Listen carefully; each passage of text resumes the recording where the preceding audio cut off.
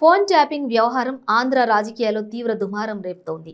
ఈ అంశంపై సిబిఐ మాజీ జేడీ లక్ష్మీనారాయణ స్పందించారు. ఐబీ, సిబిఐ, ఎన్ఐఏ, ఆర్ఏడబ్ల్యూ వంటి సంస్థలకు ఫోన్ ట్యాపింగ్ చేసే అధికారాలు ఉన్నా కేంద్ర హోంశాఖ అనుమతి తీసుకోవాలన్నారు.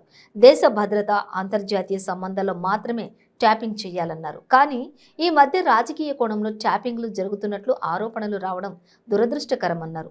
కోటంరెడ్డి విడుదల చేసిన ఆడియో విషయంలో ట్యాపింగ్ రికార్డింగ్ అని చెప్పలేమన్నారు. దాన్ని పరిశీలనకు పంపితే క్లారిటీ వస్తుందన్నారు. ఆయనకు అనుమానం ఉంటే హైకోర్టులో రిట్ పిటిషన్ వేసుకోవచ్చని చెప్పి లక్ష్మీనారాయణ సూచించారు. కాబట్టి ఇక్కడే ఉండాలి. న్యాయస్థానంలో ఉంది. న్యాయస్థానంలో ఎలాగ ఐ థింక్ ఫిబ్రవరి 7వ తారీఖున రాజధాని మ్యాటర్ వస్తుంది అనుకుంటాను.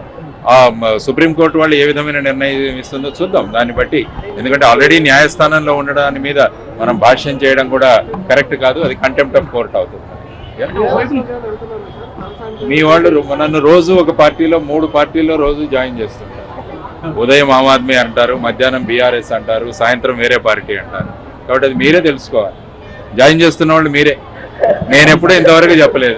మీరే పోటీలు పడి నన్ను జాయిన్ చేసేస్తుంటారు. నా ఆశయాలకు, భావనలకు ఎవరైనా పార్టీ వాళ్ళు నాతో మాట్లాడడానికి సిద్ధంగా ఉంటే నేను వాళ్ళతో మాట్లాడతాను.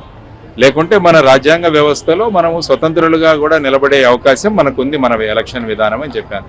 కాబట్టి ఆ విధంగా ఎలక్షన్లో పోటీ చేయడం అయితే తప్పనిసరిగా నేను వైజాగ్ నుంచి అయితే పోటీ చేస్తాను అన్నది మటుకు ఇప్పుడు నేను ఖచ్చితంగా చెప్పగలను. అది రాష్ట్ర ప్రభుత్వం వాళ్ళు చేశారా లేదా అన్నది వాళ్ళు తెలియాలి. లేకుంటే ఆ ఎమ్మెల్యే హైకోర్టులో ఒక పిటిషన్ వేసి ఒక ఎంక్వైరీ కమిటీని వేయించి దానిలో సత్యాసత్యాలను బయటికి తీస్తున్నాం.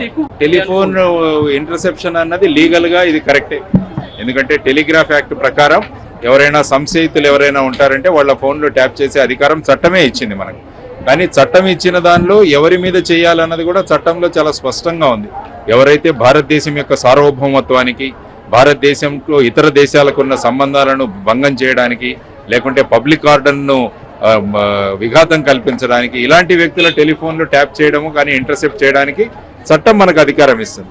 కానీ ఈ ఇచ్చిన అధికారాన్ని దుర్వినియోగం చేసి ఎవరైనా ఇల్లీగల్గా ట్యాప్ చేస్తుంటే అది చట్టం ఎప్పుడూ చెప్పలేదు. కాబట్టి ఈ విధంగా ఇల్లీగల్ ట్యాపింగ్ జరుగుతుందని ఎవరైతే అన్నారో వారు పోలీస్ స్టేషన్లో కంప్లైంట్ వేయొచ్చు, లేకుంటే కోర్టుకు వెళ్ళి కంప్లైంట్ వేయొచ్చు, లేకుంటే హైకోర్టుకు వెళ్ళి, హ్యూమన్ రైట్స్ కమిషన్కి వెళ్ళి మా రైట్ టు ప్రైవసీ అన్నది ఏదైతే ఉందో దానికి భంగం కలిగింది కాబట్టి దాని మీద ఎంక్వైరీ జరగాలని వారు కోరవచ్చు.